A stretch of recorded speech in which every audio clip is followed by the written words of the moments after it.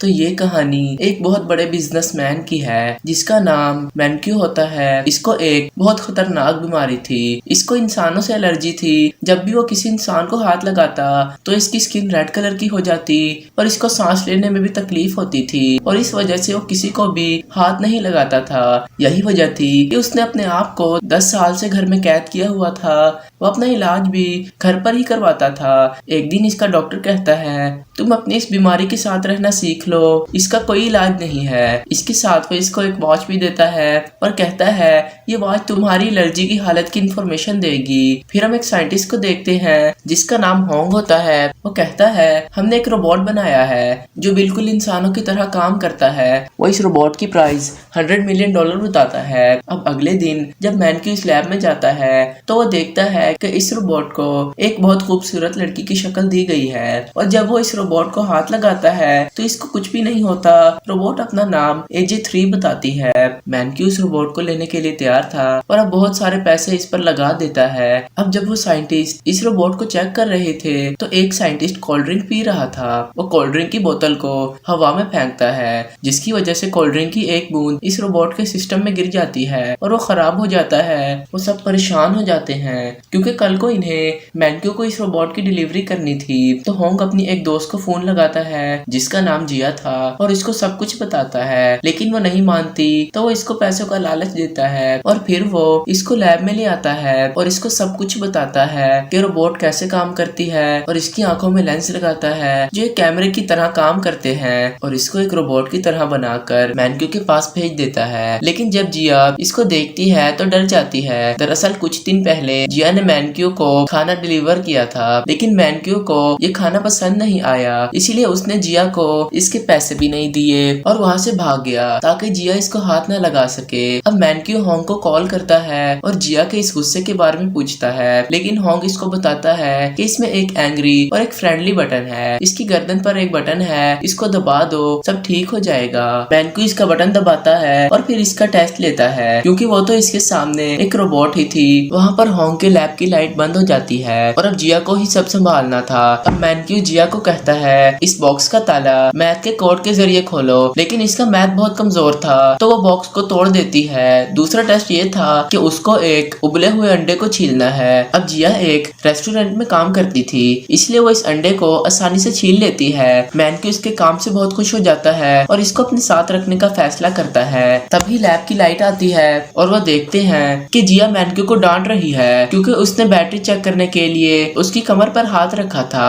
अब मैनक्यू होंग को फोन करता है और कहता है कि तुम मेरे साथ धोखा कर रहे हो, इसकी तो बैटरी ही खराब है। तो होंग कहता है अगर तुमको लगे इसमें कोई खराबी है तो तुम इसको मेरे पास ले आना। अब यहाँ पर जब मैनक्यू ने जिया को हाथ लगाया तो हैरानगी की बात इसको कुछ नहीं होता जबकि जिया इंसान ही थी, बस इसकी नजरों में एक रोबोट होने का नाटक कर रही थी। शाम को होंग जिया को बैटरी ठीक करने के बहाने लैब में ले आता है और कहता है तुम जानती भी हो तुमने आज हम सबको फंसा देना था। जिसके बाद जिया को गुस्सा आ जाता है और वो वहाँ से चली जाती है। जिसके बाद होंग और इसकी टीम को पता चला कि रोबोट को ठीक होने में अभी 2 हफ्ते और लगेंगे। लेकिन तभी मैनक्यू का फोन आता है और वो कहता है मुझे तुम्हारा रोबोट 1 महीने के लिए चाहिए। तो होंग परेशान हो जाता है और जिया को बुलाता है और कहता है कुछ दिन और तुमको रोबोट बनकर रहना होगा और वो इसको और पैसों का लालच देता है तो वो रुक जाती है। अब अगले दिन जिया मैनक्यू के परफ्यूम के साथ बाथरूम साफ कर रही थी। फिर वहाँ पर मैनक्यू आता है और जिया से पूछता है तुम तो एक रोबोट हो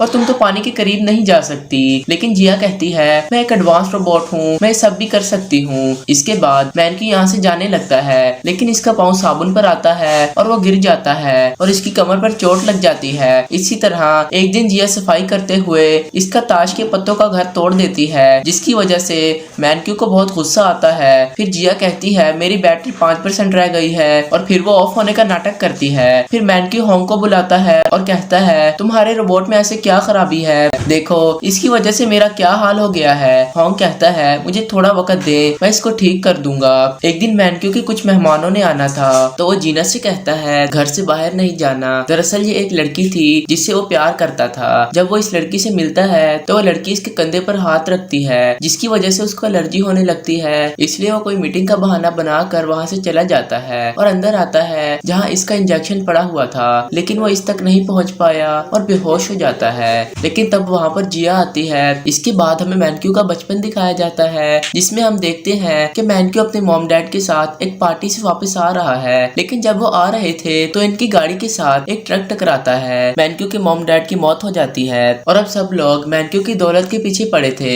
लेकिन इसको एक दिन एक लेटर आता है जो मैडम एक्स का था, जिस पर लिखा हुआ था बच्चे किसी पेपर पर साइन नहीं करना। एक दिन मैनक्यू का दोस्त इसके पास आता है और कहता है इस पेपर पर साइन कर दो, उसके बाद हम दोनों भाई बन जाएंगे। मैनक्यू इन पेपर पर साइन करता है तो वो देखता है कि इसके दोस्त का हाथ एक शैतानी हाथ में बदल रहा है, तो वो वहाँ से चला जाता है। तो इसका दोस्त अपने डैड के पास आता है और जब वो पेपर देखते हैं तो पता चला कि मैनक्यू ने इन पर कुछ और ही लिखा हुआ है। इसके बाद हम मैनक्यू को देखते हैं जो अपने घर वापस आ जाता है और वो अकेला ही रहने लगता है और इसको लगता है कि इंसान बहुत गंदे होते हैं। इसके बाद से इसको इंसानों से एलर्जी हो जाती है। फिर हम वापस इसी वक्त में आते हैं जहाँ पर मैनक्यू को होश आ गया था। होश आते ही वो जिया को देखता है और इसको सब बताता है कि मैंने एक सपना देखा जिसमें सब लोग मेरे दुश्मन हैं। वो ये देखकर हैरान था कि वो ठीक हो गया है। अब वो जिया के साथ और ज्यादा वक्त गुजारने लगा। अब एक दिन वो लड़की फिर से इससे मिलने आती है, लेकिन जाते हुए वो फिर से इससे हाथ मिलाती है, जिसकी वजह से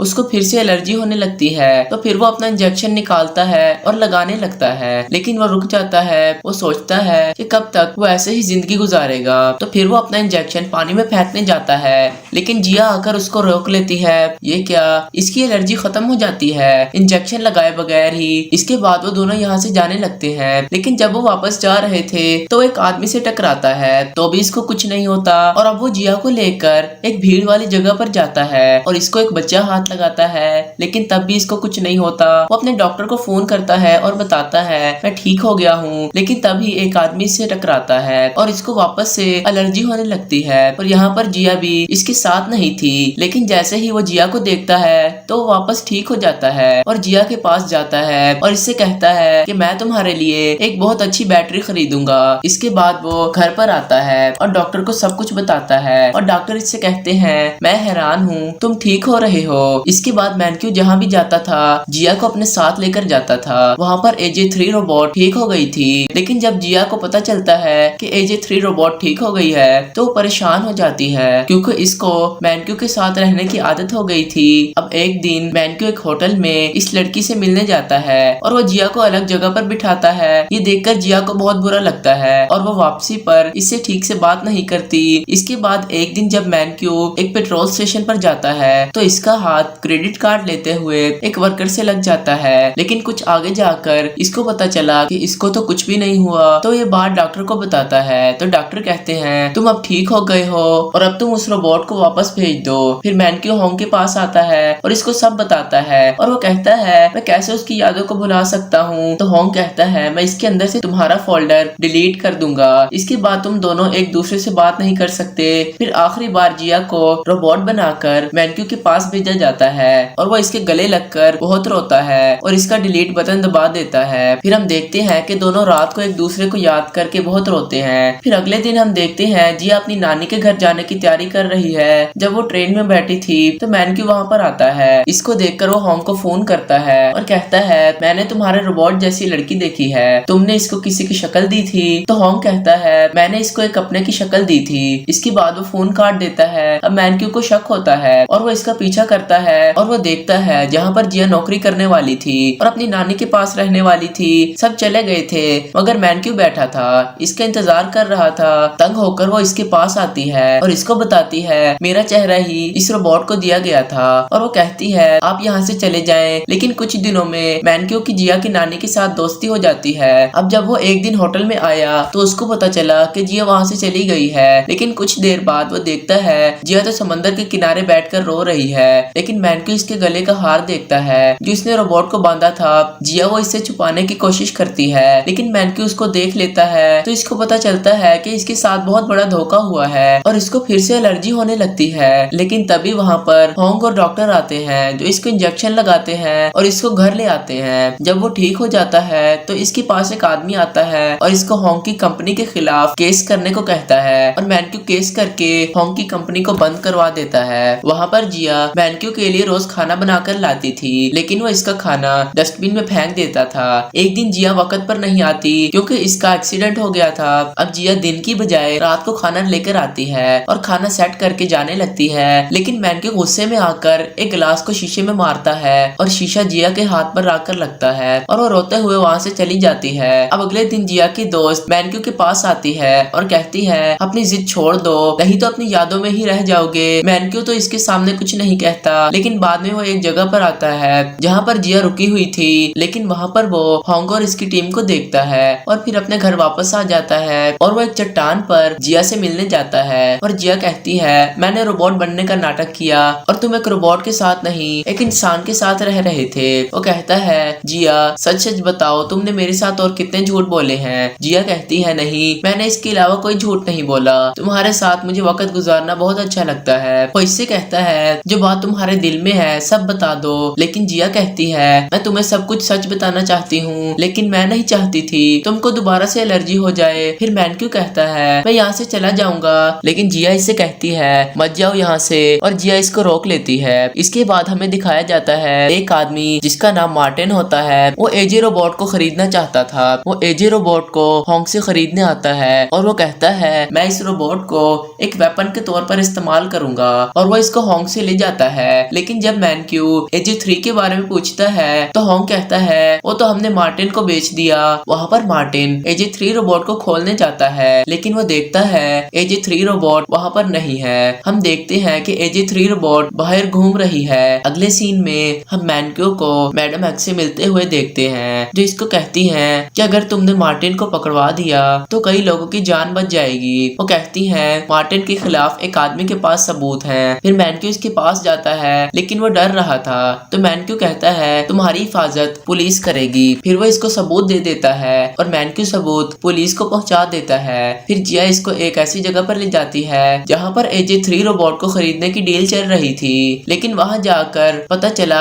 एजे 3 रोबोट तो गायब हो गई है। मार्टिन भी इसकी वजह से बहुत परेशान था कि वो कहां पर चली गई। अब हम एजे 3 रोबोट को देखते हैं जो एक भिखारी से अपना पता पूछ रही थी। जब वो जा रही थी तो कुछ लोग एक वैन में आते हैं और इसे रोककर कहते हैं हम तुम्हारे रिश्तेदार हैं, तो वो इनके साथ वैन में बैठ जाती है। लेकिन तब वहाँ पुलिस आती है और इन सबको पकड़ लेती है। वो सब एजे 3 रोबोट को वापस ले आते हैं और वो खुश थे कि एजे 3 रोबोट वापस आ गई। अब मैनक्यू भी मीडिया के सामने आकर कहता है मुझे इंसानों से एलर्जी है, लेकिन ये वक्त के साथ साथ ठीक हो रही है। वो जिया को कॉल करता है और रात के खाने पर मिलने को कहता है। इसके बाद हमने एक नया सीन देखा कि मैनक्यू के घर के बाहर एक गाड़ी आकर रुकती है जिसमें से मैनक्यू निकलता है जो एक फौजी था।